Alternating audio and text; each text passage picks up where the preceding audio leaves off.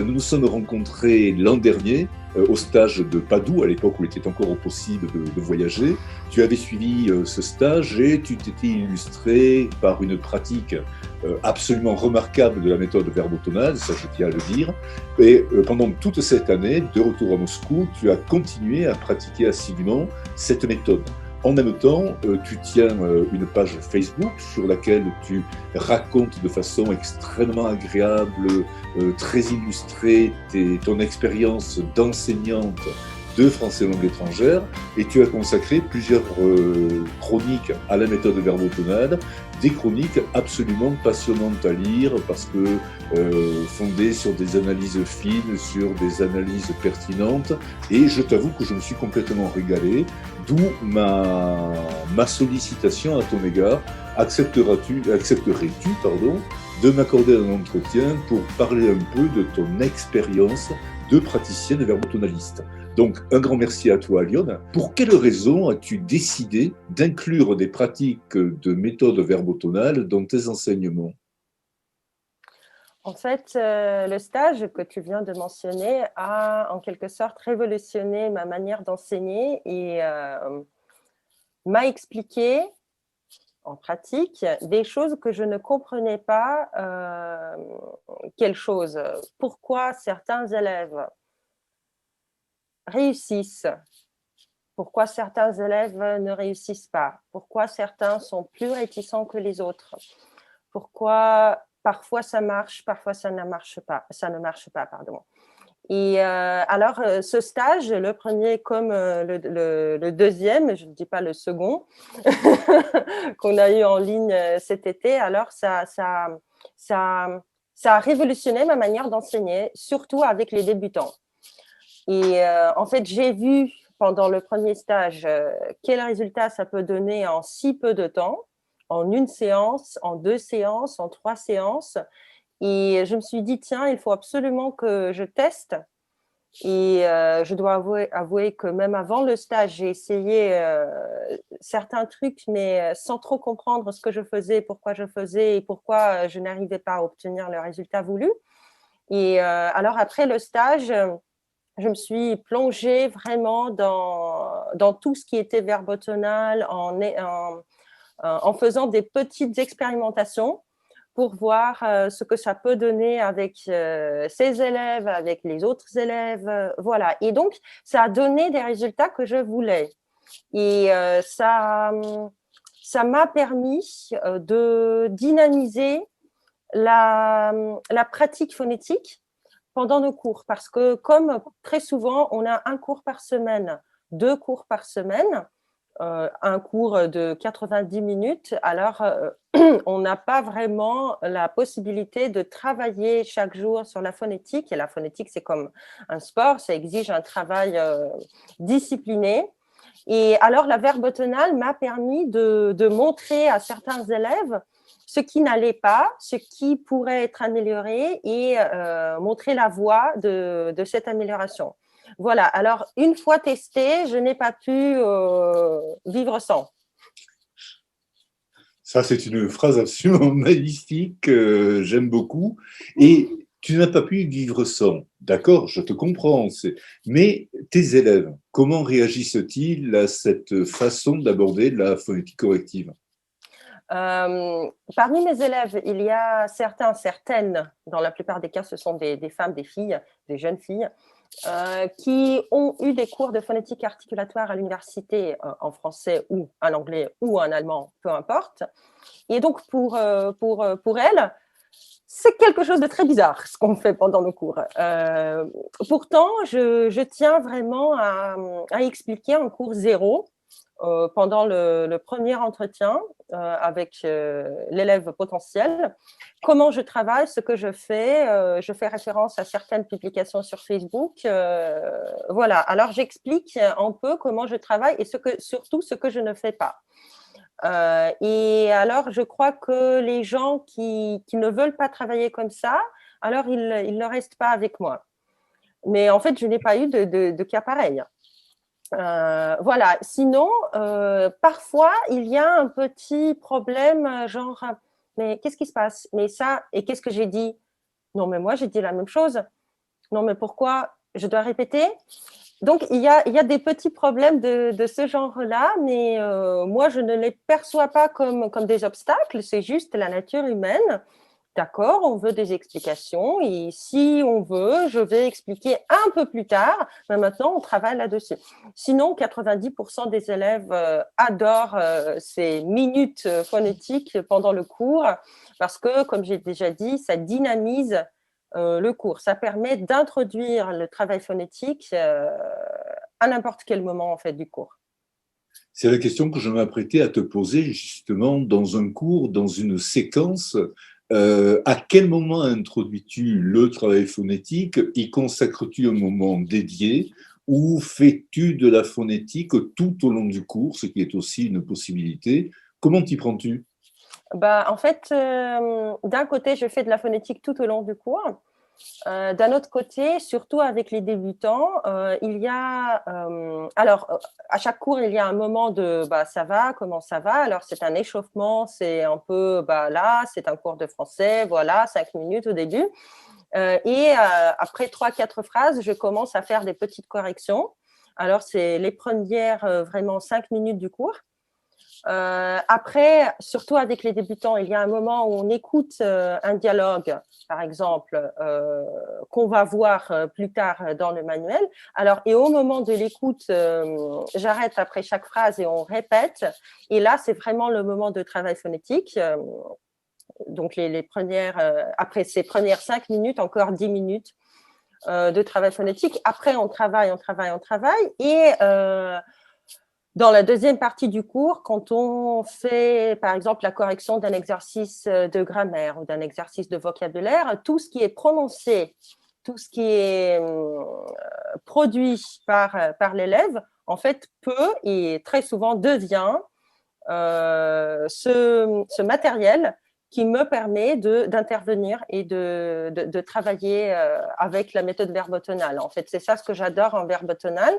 On n'a pas besoin d'ouvrir le livre, de faire un exercice pipoupou, didudou pour travailler sur la phonétique. Alors, on se sert de ce qu'on a. Voilà. En fait, juste pour préciser, moi, je me sers des dialogues, je me sers des manuels, je me sers des activités. Mais dans la plupart des cas, ce ne sont pas des activités phonétiques. Par exemple, je prends le dialogue dans le manuel. Avec les débutants, je travaille avec interaction. À mon avis, c'est une méthode très, très, très, très, très complète et très favorable au travail phonétique.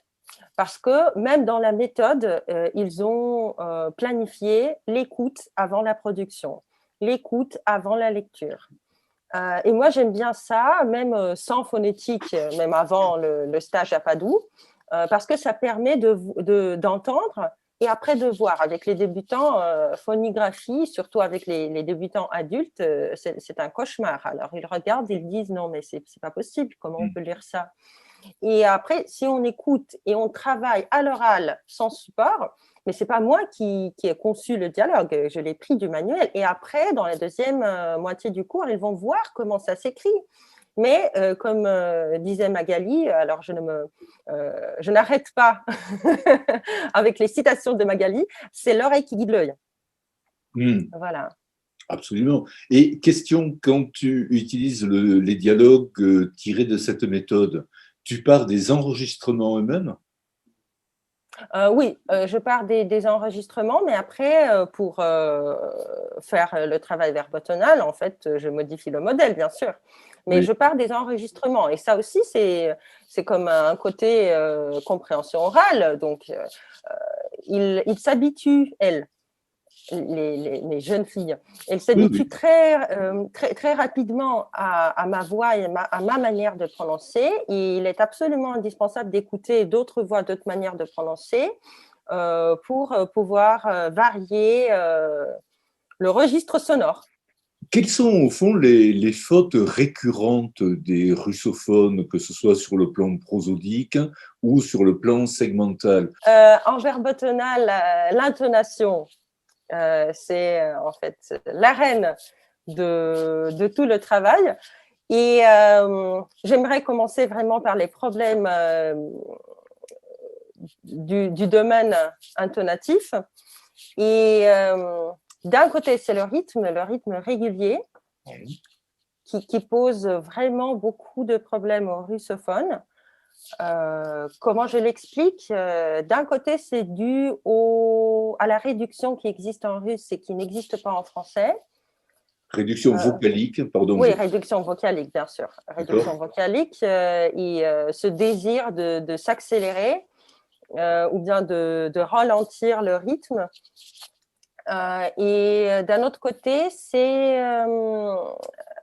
parfois un sureffort, un effort excessif de prononcer certains sons. Et comme ça, donc, il y a des ruptures dans le rythme parce que la personne se prépare. Là, il y a une difficulté. Là, il y a une nasale. Là, il y a un rat. Donc, je me prépare. Et du coup, tout le rythme de la phrase est cassé. Voilà. Qu'est-ce qu'il y a d'autre? Il y a, si parmi toutes les courbes intonatives, on pense aux courbes intonatives, c'est l'intonation d'exclamation et l'intonation de surprise, l'intonation d'indignation. Alors ça, c'est très bizarre et c'est très particulier et ça n'existe pas en russe, ce type d'intonation. Il existe d'autres types d'intonation. Et c'est quelque chose qui est très différent en russe. Est-ce que tu peux donner un exemple ou deux? Un exemple ou deux. Comme d'habitude, j'ai des exemples du Petit Prince. Vas-y, je te fais confiance. Par exemple, là où l'aviateur, le pilote, il demandait, alors il a dessiné ce mouton, et le Petit Prince a dit, crois-tu qu'il faille… Ah non, c'est le pilote qui a demandé, est-ce qu'il faut l'attacher? Et le Petit Prince, il a dit, l'attacher. L'attacher. Et donc, c'est très différent, ça n'existe pas en russe et ça pose beaucoup de problèmes et beaucoup de difficultés, surtout si les élèves se rendent compte que c'est quelque chose de difficile, que c'est quelque chose de nouveau. Alors, ils essayent, comme tu disais, ils se baladent autour et voilà. Mais en fait, cette intonation, elle est très, très, très répandue dans tous les dialogues de toutes les méthodes. Dans chaque dialogue, il y a au moins une phrase avec ce type d'intonation. C'est une intonation en français effectivement très répandue. C'est une intonation de doute, d'incrédulité. Elle est typique, oui. Oui, par exemple, mais c'est un trou perdu. Et alors, c'est difficile. C'est difficile même pour les avancés. C'est difficile même pour certains profs. Et c'est tout à fait normal. Donc, j'aime bien cette philosophie de la verbotenale. C'est normal. C'est naturel. C'est pas une catastrophe. C'est pas une erreur, en fait. C'est normal. Et on peut l'expliquer. On comprend pourquoi il y a cette difficulté. Et tout ce qu'on peut faire, on peut modifier, on peut travailler sur les logatomes, on peut découper en parties pour pouvoir arriver à prononcer correctement toutes les phrases qui ont ce type d'intonation. Voilà, donc l'intonation de doute, d'indignation, de surprise, ça c'est difficile pour les russophones. Si je reviens sur le rythme, il y a encore ce E caduc qui tombe et qui perturbe l'image rythmique que les élèves ont de la phrase, même les avancées. Alors, avec les avancées, on essaie de travailler sur les registres familiers standards soutenus, par exemple. Et là, il y a des difficultés parce qu'il y a des groupes consonantiques. Voilà, donc le E caduc pose problème. Ça, je m'en doute. En même temps, les groupes consonantiques du russe sont quand même plus complexes que ceux du français. C'est différent. C'est différent parce que c'est mon explication. Alors, je crois que le fait qu'en russe, on réduit les voyelles, le rythme est très différent. Et en français, on ne réduit pas les voyelles, mais on peut laisser tomber ce E ou bien faire tomber ce E. Et après, les intermédiaires, les avancés, ils savent déjà qu'on ne réduit pas les voyelles, mais après, je dis, mais un froid de canard,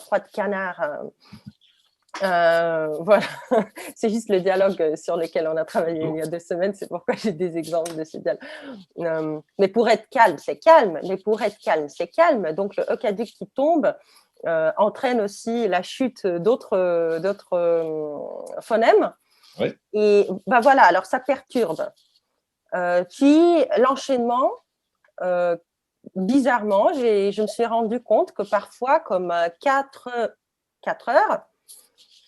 4 heures, c'est ce que j'entends tout le temps, 4 heures au lieu de 4 heures. Ou bien prendre une pause. Et comment je l'explique? En fait, je crois qu'en quelque sorte, ce sont les profs, donc moi y compris, qui génèrent cette erreur au début de l'apprentissage. Parce qu'on insiste sur la prononciation régulière, sur la quantité de syllabes, on insiste sur les syllabes